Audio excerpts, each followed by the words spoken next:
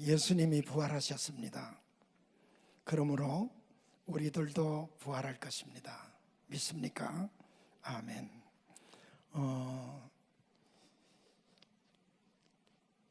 우리가 복음을 전하면 흔히 믿지 않는 사람들의 반응이 거의 동일합니다. 예수 믿고 구원받아서 천국 가자고 하면 아저씨 혹은 아주머니 죽어봤어요? 아니. 천당 가봤어요? 아니. 그럼 뭐 알지도 못하면서 가보지도 않았으면서 그렇게 자신 있게 말할 수 있으세요? 그러면 대다수는 참 난감해요. 제가 학교를 다닐 때 수원역에서 열차를 타고 통학을 했습니다. 그리고 이제 서울역에서 집으로 돌아오려고 하면 통학생들이 줄을 쫙 서서 전도 대상을 찾아다닐 필요도 없어요. 거기 그냥 다 나와서 있어요. 그러면 전도를 한다 이 말이에요. 한 번은 전도하는데 그러더라고요. 아저씨 예수를 믿어요? 그래.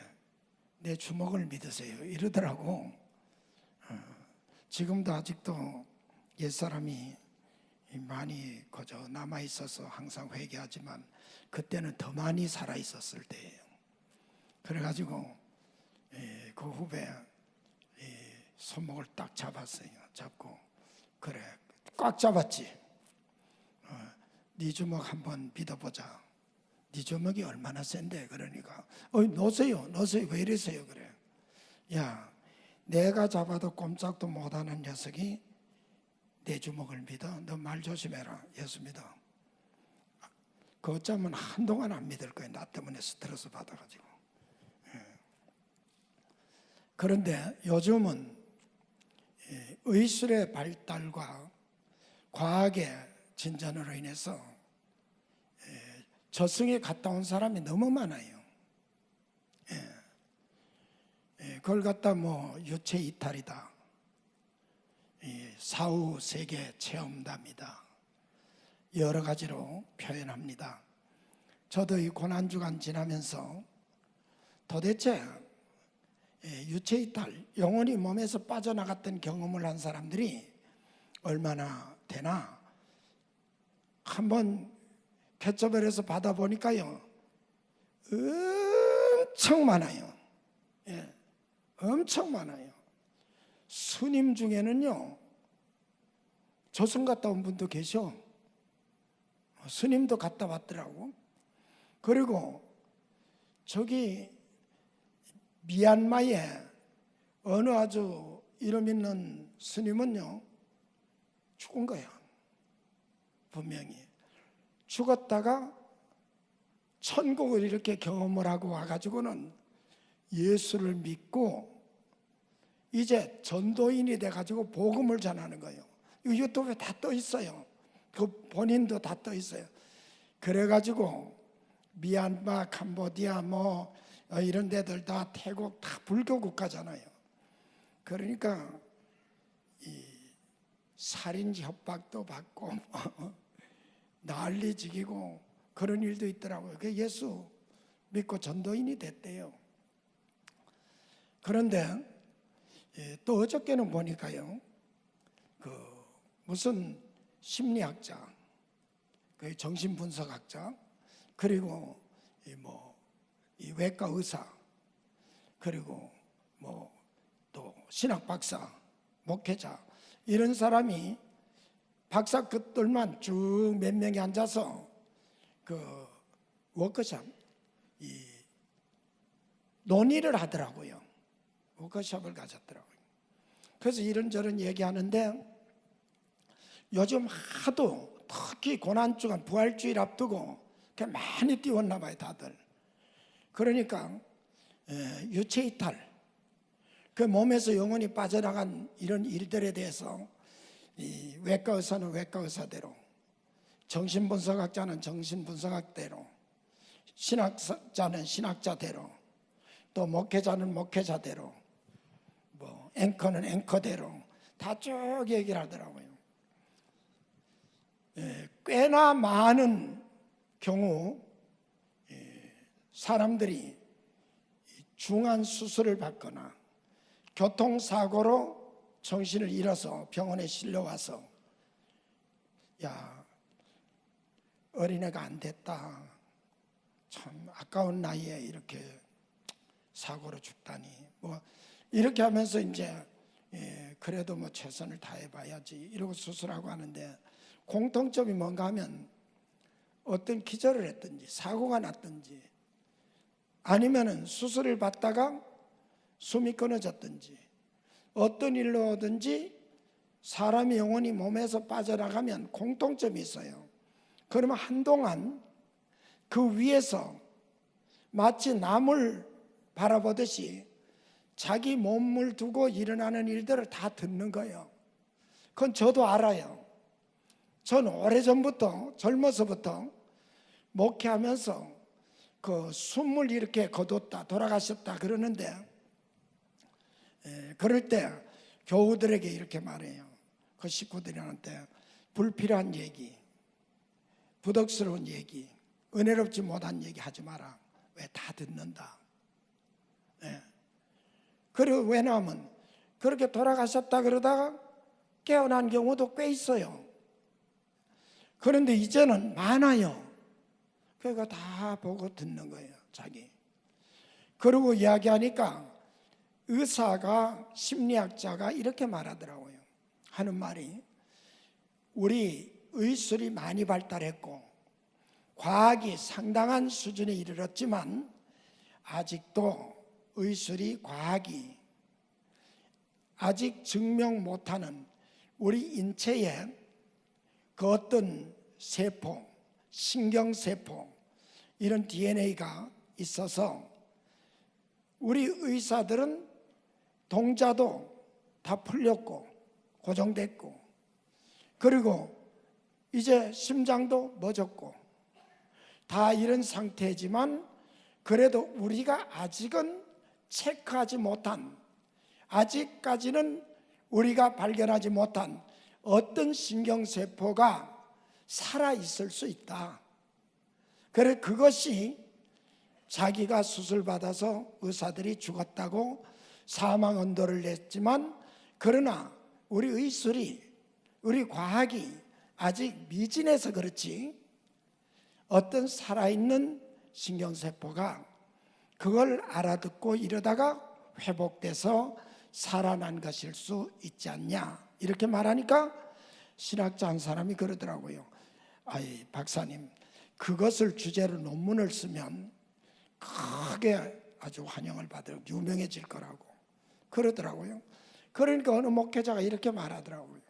그런데 문제는 그 유체이탈, 죽었다고 사망 언도를 받았던 사람이 다시 살아난 경우에 이런 일이 비일비재하다는 게 뭔가 하면, 그 사람이 전혀 알지 못하는 일, 듣지도 못한 사건들, 또 이 사람이 태어나기도 전에 있었던 일들을 깨어나서 말하는 것은 뭐로 증명하느냐. 그러니까 그 정신분석학자나 의사도 거기에 대해서는 말문이 막히더라고요. 아마 여러분도 보셨을 때 내가 보여드린 것도 같은데, 교회에서 수요일날 미국의 어떤 자그마한 도시에 목사가 있는데 그 아들이 사고가 나가지고 죽었잖아요. 그래서 온 교회가 슬퍼하고 목사님 내외분을 위로하고 했는데, 이 아이가 살아났단 말이에요. 며칠 만에 살아나가지고는 천국에 갔다 온 경험을 자꾸 얘기하는 거예요, 아빠한테, 엄마한테. 그러니까 아버지는 믿는 거예요, 아들의 말을. 왜? 성경에 있는 대로 그 얘기하니까. 그래서 교회에서도 설교하면서 간간히 그걸 갖다 취급을 하고 거론을 하고 이랬더니, 그 교회는 부활이나 내세를, 천국 지옥을 안 믿는 교회예요. 근데 그런 교회가 있을까? 우리나라에도 꽤 있고 미국이나 유럽에는 엄청 많습니다. 예. 그래서 그 교회에서 당회가 모여가지고 이 목사는 이게 뭐 정신이 잘못된 거 아니냐, 자기 아들이 죽었다가 깨났다고, 천국 갔다 온 얘기를 얘기한다고, 그게 사고로 기절했다가 깨난 거지, 그걸 갖다가 교회에서 공공연하게 얘기하면 이건 사람이 있을 수 없는, 교육자가 있을 수 없는 얘기를 한다. 그래서 목사를 내쫓기로 결의했어요. 그러니까 이광경을 보던 사모님이 목사님한테, 남편한테 계속 푸시하는 거예요. 쓸데없는 얘기를 왜 해가지고 그나마 이 조그만 교회 목회하는데 쫓겨나게 하느냐. 예? 그 목회도 그 전적으로 하는 목사가 아니에요. 교회도 뭐 자그마하고 하니까 거기서 목회도 하지만 그 도시에, 조그만 도시 의용 소방대원으로 근무하면서 아르바이트를 해서 생계를 이어가는 거예요. 그 수준인데도 거기서 쫓겨나게 생긴 거예요.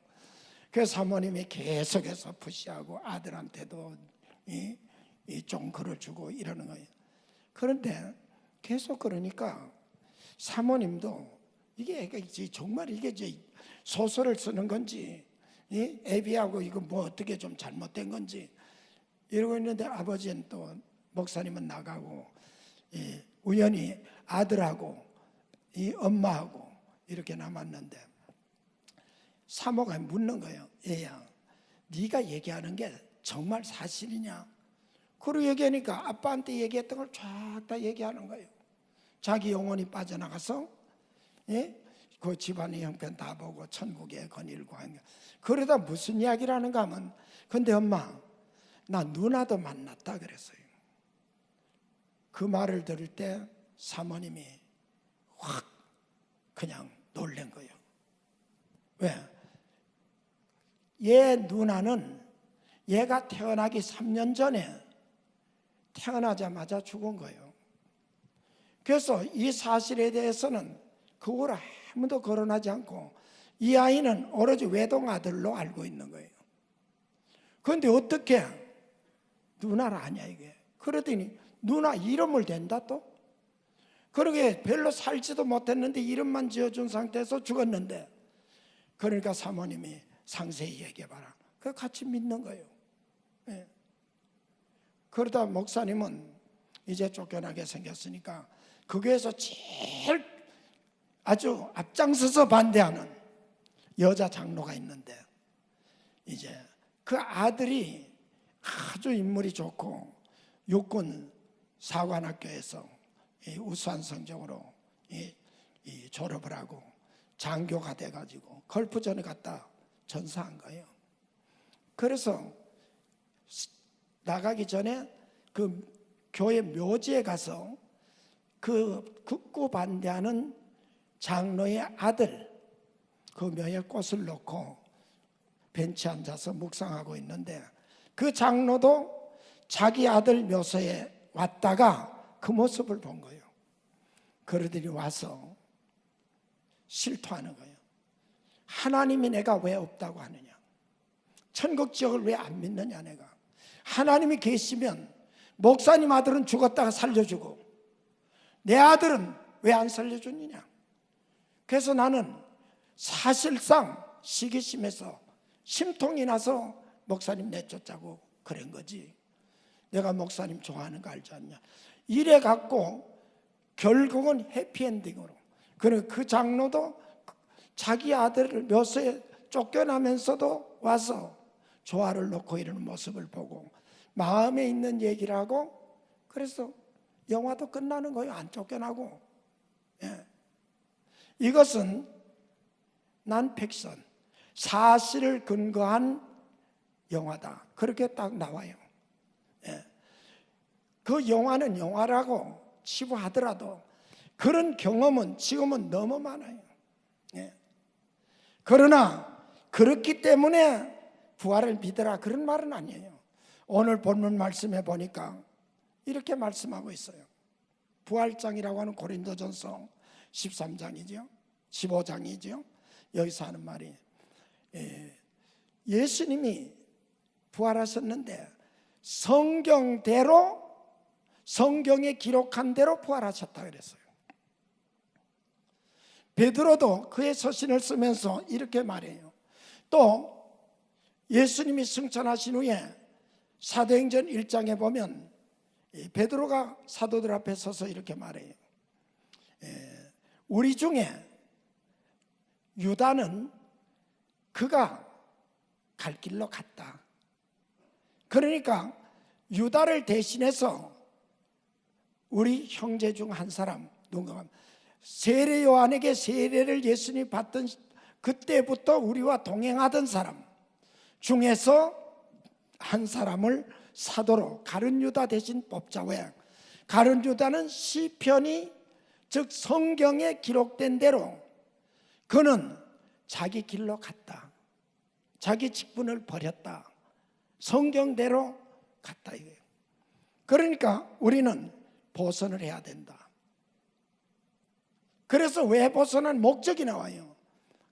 왜 충원을 하는가 하면 예수 그리스도의 부활을 증거하는 일에 우리와 함께하게 하자. 그래 복음을 전한다고 할 때 핵심은 부활을 전하는 거예요. 예. 석가열애도 불교 창시자예요. 공자 선생님도 유교의 창시자예요. 마호메트도 회교의 창시자예요. 그런데 이들의 공통점은 그들의 무덤이나 그의 사리가 가 있는 절간을 성지로 여기는 거예요. 그러나 기독교는 예수님의 묘지가 없어요. 아무도 그 묘지에 가서 참배할 곳이 없어요. 왜? 그나마 사흘 동안 묻혔던 묘지도 다른 사람의 묘지, 아리마대 요셉의 묘를 잠시 빌렸다가 그나마도 부활했으니까 그 비인 거예요. 오로지 기독교만 영원한 생명을 줄 수 있는 부활의 종교라는 거예요. 예. 이 사실은 모세와 많은 선지자들이 미리 말한 대로 그가 살아나셨다 이렇게 말했어요. 최초의 복음은 창세기 3장 15절이에요. 이것은 예수님이 부활 승천할 그 당시로부터 보면 약 1500년 내지 1600년 전에 예언한 거예요. 예. 하는 말이 여인의 후손은 뱀의 후손의 머리를 상할 것이요 뱀의 후손은 여인의 후손의 발꿈치를 물 것이다. 인류 역사상 이 지구촌에서 여인의 후손이 몇 명이나 될까요? 오로지 한 사람, 성령으로 잉태하고 아버지 없이 탄생한 예수님. 왜 그렇습니까? 아담 이후 인간은 죄를 지었기 때문에 죄의 싹은 사망이요 영원한 지옥의 형벌이에요. 그러나 하나님은 사랑이셔서 우리를 그 형벌에 처하는 것보다 구원해 주기를 기뻐하셔서 우리를 구원하시는데 어떻게 하면 죄의 빚은 갚아야 된단 말이에요. 그런데 구약 때처럼 송아지나 양이나 염소나 심지어는 인신제사를 드려도 죄를 대속할 수는 없어요. 왜요? 다 그들도 자기 죄 때문에 죽을 죄를 지닌 사람이에요. 그러니까 죄 없는 몸을 지닌 사람이 필요한 거예요. 왜? 그 몸값을 치르려면 죄 없는 몸이 필요한 거예요. 그래서 죄 없으신 예수님을 육신을 입고 이 땅에 오게 하셔서 그가 우리 죄를 대신해서 돌아가실 것을 창세기에 예수님 십자가 지시기 1600년 전에 예언한 거예요. 그러면 뱀의 후손이 여인의 후손 발꿈치를 상한다는 건 뭐예요? 예수님을 많은 고통을 주다가 그리고 십자가에서 못 박아 죽인다는 거예요. 그러나 여인의 후손의 머리를 상하지는 못하는 거예요. 왜? 부활하시기 때문에. 아멘. 그런데 여인의 후손은 뱀의 후손의 머리를 짓이기는 거예요. 뱀은 머리를 죽여야 죽어요. 예. 그게 뭐냐? 부활이에요. 부활 사건으로 사망아, 너의 쏘는 것이 어디 있느냐? 사망에 쏘는 것은 죄다예요. 그러나 우리 주 예수 그리스도로 말미암아 우리에게 이김을 주심을 감사하는 거예요. 믿습니까? 그게 부활 사건이에요. 또 이 사실에 대해서는 구약 성경에 선지자로 확실한 스토리가 있는 복음을 주셨어요. 예수님 말씀했죠. 유대인들이 자꾸 표적을 보여달라고 하니까 내가 너희가 그렇게 표적을 구하여도 이제는 보여줄 표적이 하나밖에 없다. 곧 요나의 표적이니라. 요나가 물고기 뱃속에 들어가서 사흘 동안 있다가 토하연의 짐을 받아서 니느웨 성에서 사명을 다 감당한 것처럼 인자도 죄인의 손에 넘겨서 십자가에서 죽고 무덤에서 요나처럼 사흘 동안 머물다가 요나처럼 다시 부활해서 그의 사명을 완성할 거라는 거예요. 그 요나의 사건을 가지고 다른 사람의 설명이 아니에요.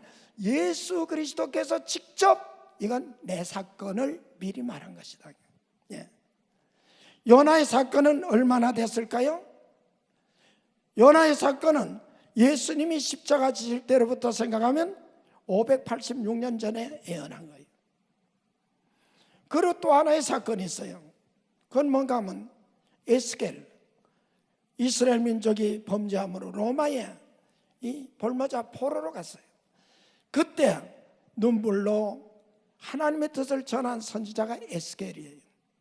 한 번은 하나님께서 에스겔을 부르시더니 어떤 골짜기로 이끌어 가신 거예요. 그래 보니까 골짜기에 말라빠진 뼈들이 가득한 거예요. 그때 하나님 물으셨어요. 인자야, 네가 무엇을 보느냐? 마른 뼈를 봅니다. 저 뼈들이 살아나겠느냐? 선지자들, 진실한 믿음 있는 사람들의 대답은 구약 때나 신약 때나 오늘 우리 중에나 대답은 똑같아요. 주께서 아시리이다. 지가 아는 척하면 안 돼요. 요한도 저 많은 무리들이 어디서 나오느냐? 또 누구냐니까 주께서 아시리이다. 그러면 주님이 알려줘요. 아멘. 예. 그러더니 이렇게 말씀해요. 인자야, 네가 저 마른 뼈들에게 내 말을 대언하라. 뭐라고? 뼈들아 살아나라. 여호와의 말이다. 그대로 대언했더니 뼈들이 소리를 내면서 퍼즐 맞추듯이 맞춰지기 시작하는 거예요. 그러더니 외과 병원에 가면 볼 수 있는 것처럼 해골처럼 뼈다귀만 딱 있는 모양이 됐어요. 그러더니 또 말씀하세요. 인자야, 저 해골을 보고 대언하라. 여호와의 말씀에 너희들 살아나라고 하신다. 그러니까 살이 생기더니 피부가 다 덮이는 거예요. 이제는 거의 사람 다 됐어요. 그러나 그 코에 생기는 없더라. 이게 시체인 거예요. 아직 마니킹인 거예요. 그러더니 인자야, 사방의 바람으로 생기로 저 시체 속에 들어가라고 명령해라. 그래서 여호와의 말씀에 사방에 생기더라. 저 시체 속으로 들어가라 하며 그들이 숨을 쉬고 활동을 시작하는데 뭐라고 기록했느냐? 여호와의 군대가 되더라. 그것은 부활을 그냥 말하는 수준이 아니고 거기에 머물지 않고 너희들이 포로로 잡혀 있지만 마른 뼈 같은 이스라엘이 하나님의 성령의 역사로 해방될 뿐 아니라 이스라엘 나라가 회복될 거다. 그걸 희망적으로 복음의 말씀을 전해준 거예요. 이사야 53장에도 보면 뭐라고 해요? 이사야는 예수님이 태어나기 740여 년 전에 기록된 말씀이에요. 그런데 뭐라고 말하냐? 53장에 우리의 전한 것을 누가 믿겠느냐? 그는 마른 땅에서 나온 연한 순 같고, 그 연한 순 같다는 건 너무 아름답게 표현한 거예요. 약한 싹 같다는 뜻이에요. 짓밟으면 그냥 죽을 것 같은, 그 고운 모양도 없고 흠모할 것도 없고 이런 존재예요. 그런데 그는 결국 어떠냐? 그는 우리의 죄를 대신 지시고, 난 이 말씀 참 좋아해요. 9절 10절 말씀에 그는 우리의 질고를 지고, 예수님이 십자가 지실 때 채찍에 맞은 것이 사실이라면 채찍에 맞음으로 우리가 죄사함을 받고, 믿습니까? 그가 찔리심으로 우리가 나음을 입은 거예요. 그것이 역사적인 사실이라면 오늘 저와 여러분도 모든 병이 나음을 입어야 되는 거예요. 예. 믿으세요. 믿습니까? 할렐루야. 이렇게 성경이 말씀한 대로 된 거지. 어느 날 김일성이 모양으로 솔방울로 수레탄을 만들고 낙엽을 타고 하늘을 나르고 김정은이가 5살 때 비행기를 운전하고, 그런 얘기가 아니에요. 그게 어디 예언이 됐던 거예요? 그게 미리 다 예언한 대로. 그래서 예수님이 유다에게 팔린 것도 성경에 은 30냥에 팔리리라 예언한 대로 그대로. 유다가 나온 것도 그는 핏값을 사고 자기 갈 길로 갔다. 다 기록된대요. 우연히 된 게 아니다 이 말이에요.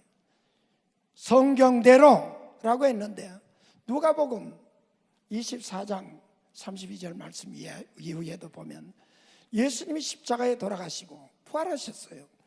부활하셔서 막달라 마리아와 다른 마리아가 무덤에 갔을 때 보여줬어요. 그것을 달려가서 사도들에게 말하니까 베드로가 달려와서 무덤이 비어 있는 것을 확인했어요. 그러나 그들은 믿지 않았어요. 부활을 믿지 않았어요. 참 그놈들 돌대가리다, 고집도 세다. 아니요, 저라도 못 믿어.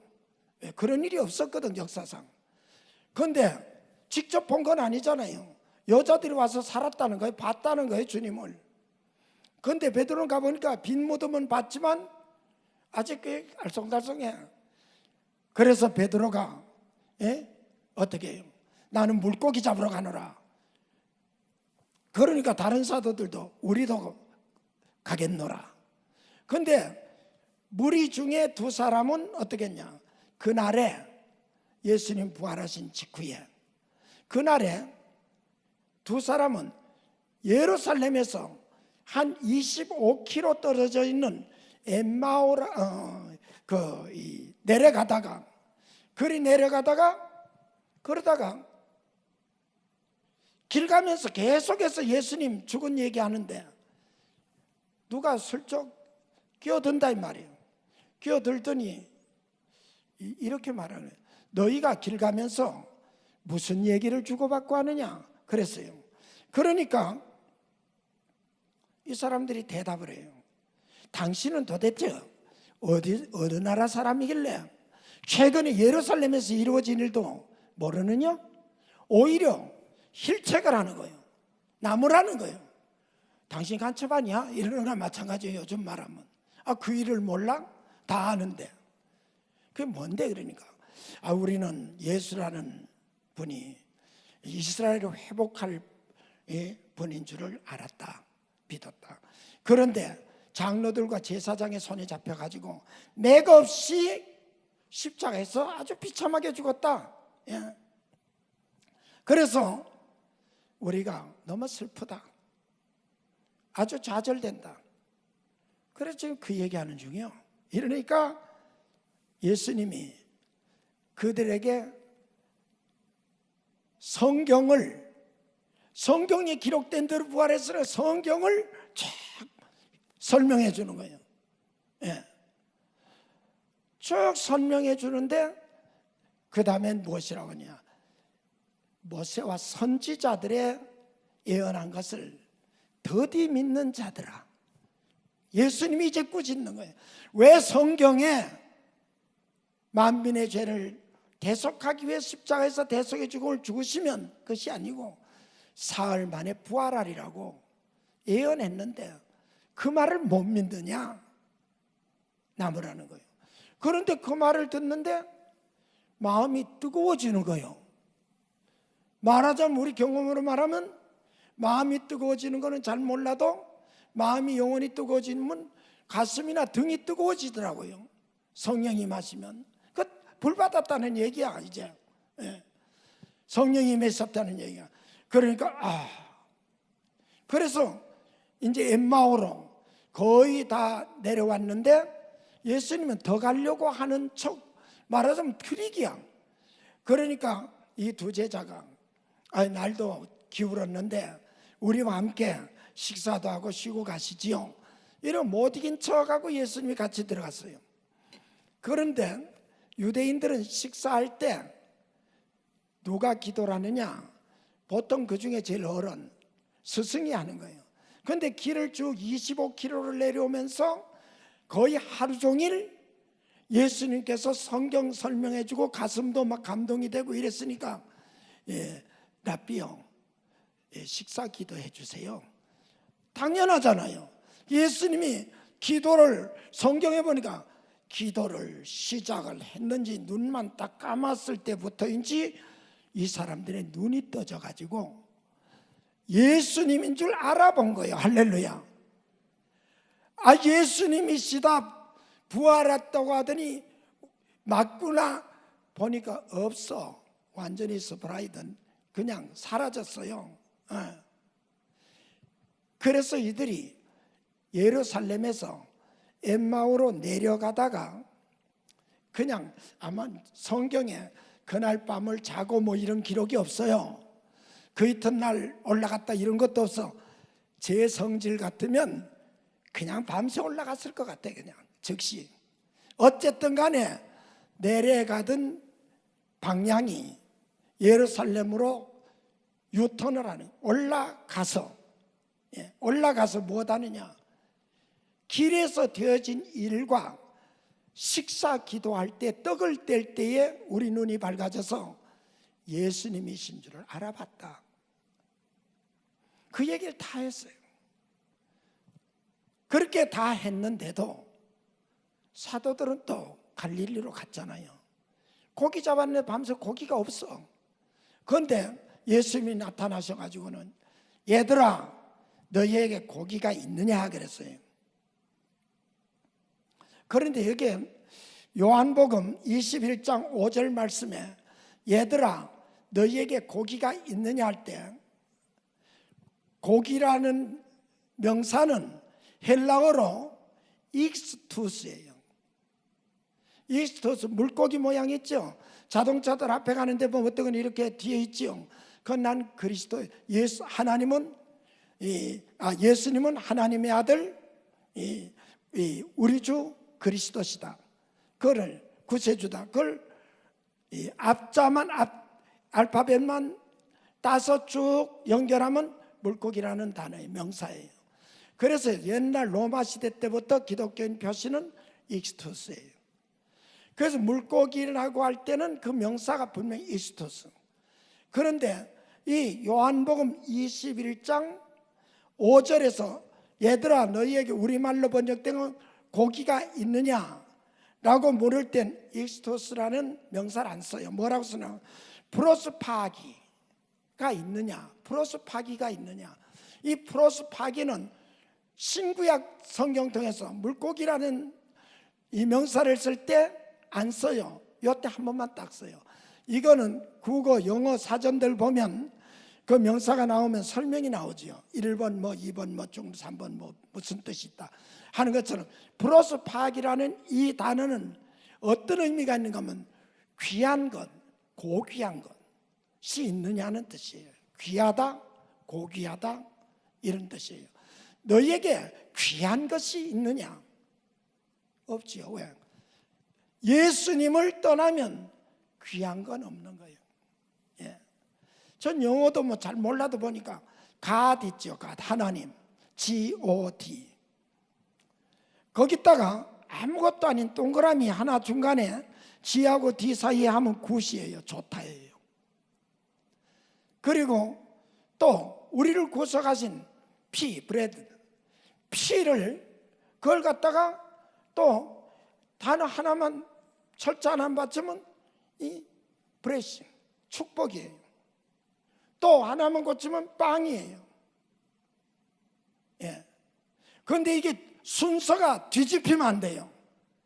갓이 G가 제일 뒤로 가고 뒤에 있던 D가 제일 앞으로 오면 개예요. 독이에요. 예. 이 말은 모든 문자는 어떤 역사적인 근거를 가지고 발전해 왔다 이 말이에요. 예. 우리에게 귀한 것은, 우리에게 좋은 것은 다 하나님으로부터 나오고 모든 축복은 하나님께 있고, 그리고 예수 그리스도를 통해서만이 내 것이 될 수 있는 거예요. 우리 것이 될 수 있는 거예요. 그런데 예수님을 지금 실망하고 떠났으니까 플러스 파기, 이게 귀한 게 없는 거예요. 없습니다. 귀한 게. 저는 목회를 그다지 잘한 것이라고 생각은 못해요. 그러나 자부하는 게 있어요. 저는 그래도 이건희 씨나 이재용 씨는 나하고 상대가 안 돼요. 적어도 빌 게이츠, 우리나라를 몇 번 사고도 남을 만한 돈을 가졌다 그래야 돼요. 빌 게이츠도 나하고는 상대가 안 돼요. 왜? 한 영혼을 하나님은 이 값을 매겼어요. 천하보다 귀하다고. 그런데 지난 금요일 날도 제가 제 아내와 함께 교회에 화단을 전부할 줄 앞두고 살펴본다고 저희 차가 나왔어요. 나왔다가 시간이 돼서 여기 식사하러 갔더니 권사님 두 분이 식사를 하고 계시더라고. 아니 반갑더라고요. 그래서 잠시 뭐 비대면 시대고 하니까 가까이도 뭐 이래 서가지고 인사했어요. 그랬더니 한 권사님이 우는 거예요. 계속. 식당에서 딴 사람들이 보면 이혼한 남자가 뭐 왔는지 뭐 이럴 수도 있잖아요. 예. 그런데 계속 울더니 이러는 거예요. 목사님 귀한 말씀 때문에 제 신앙 생활 잘하고, 그리고 우리 교회가 얼마나 아름다워요. 이거 이렇게 저시고. 그거 계속 그렇게 내가 멀쩡해서 저리 갔어요. 저 아내는 가가지고 그 옆에 앉더라고요. 그래서 내가 또 한 번 또 갔더니 또 우죠. 여자만 우는 게 아니에요. 요전에 우리 교회에서 제일 어른이라고 할 수 있는 박용빈 장로님께서 상을 당해서 갔더니 절 보고 그래요. 감사합니다. 그러더니 그 부인 윤 권사님 국화를 놓고 이렇게 목도하는 나오니까 날 이렇게 안내하더니 윤 권사, 원로 목사님 김성길 목사님 오셨어. 우리 신앙을 잘 지도해주고 이렇게 여기까지 오게 하신 목사님 알지? 물론 알지. 위에서 다 보고 있어요. 그거 그러시더라고요. 그래 또 장문의 문자를 보냈더라고요. 그 권사님이나 장로님만 그러실까요? 아니요. 나는 딱 한 사람만 구원했어도 그래도 세계에서 제일 갑부보다 귀한 것을 가진 거예요. 예? 다시 말하면 예수님이 너 귀한 것이 있느냐? 플러스 파기. 예, 있습니다. 우리 김 권사님 있잖아요. 박 장로님 있잖아요. 김 장로님 있잖아요. 누구 있잖아요. 주님은 몰라서 물으세요. 나 그건 자신 있어. 여러분도 마찬가지예요. 믿습니까? 귀한 것이 있느냐? 있을 수가 없지. 그러나 이들이 갈릴리에서 예수님이 구운 생선을 주시고 도마에게 못자국을 확인시키고 창자국을 확인시켰을 때 이들이 변해서 어떻게 돼요? 마음이 변해요. 삶의 방향이 바뀌어요. 내려가던 삶이, 슬퍼하던 사람이 기뻐요. 절망에 빠졌던 사람이 소망을 가져요. 침체됐던 사람이 용기를 가져요. 아멘. 그 십자가의 군병으로 뼈다귀가 십자가의 군병으로 하나님 여호와의 군대로 바뀌는 거예요. 그리고 그들이 사명을 감당하는 거예요. 땅끝까지 가며 때를 얻든지 못 얻든지 복음을 전하는 거예요. 믿습니까? 예. 그래서 부활하신 주님을 만나면 베드로도 12사도도 엠마오로 가던 두 제자도 마지막에 사울이라고 하는 악질적인 적그리스도인도 다메섹 도상에서 부활하신 주님을 만나자 살아나셨구나. 저 예수쟁이들이 하는 말이 거짓말이 아니구나. 그리고 박해자가 확 바뀌어서 순교자로 바뀌어요. 이것을 무엇으로 변명하냐 이게. 오늘날 10억이 넘는 지구상에 있는 기독교인들, 수많은 교회들, 이것은 부활하신 주님의 능력과 그 생명력으로 지금 나타난 열매라는 거예요. 말을 맺겠습니다.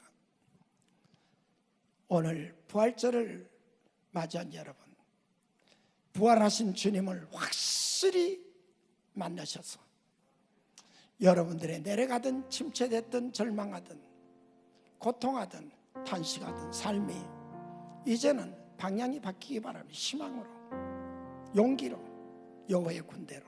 믿습니까? 그뿐 아니라 사명을 감당하게 되기를 바랍니다. 그래서 우리 세계적인 이 화가 중에도 레오나르도 다빈치 자기 제자가 그림을 그리는데 보니까 계속해서 예수님이 십자가에 달린 거, 마리아가 죽은 시체 예수님을 안고 있는 거, 이런 거를 자꾸 그린단 말이에요. 그래서 그 제자에게 말했어요. 여보게 자네, 이제 죽은 예수는 그만 그리고 부활하신 예수님을 그리게. 그래서 부활하신 주님, 승천하시는 주님, 그래서 유명해졌다는 거예요. 어떤 소년이 교회 가는 아저씨에게 물었대요. 아저씨 어디 가세요? 왜? 맨날 교회 가거든. 그러니까 교회 가지. 그러니까 아니 예수님 뭐 믿으라고, 예수님 만나봤어요?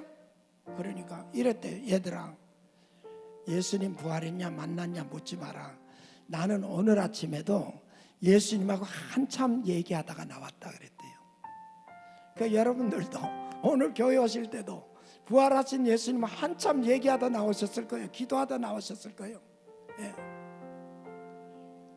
부활하신 주님의 새 생명이 이미 여러분들의 것이 됐지만 다시 한번 경각심을 가지고 부활하신 주님과 동행하면서 하나님께 크게 영광 돌리고 천하보다 귀한 영혼들을 구원하는 사역에 늘 여러분들이 있기를 주님의 이름으로 축원합니다. 다 같이 한 음성으로 기도드리겠습니다.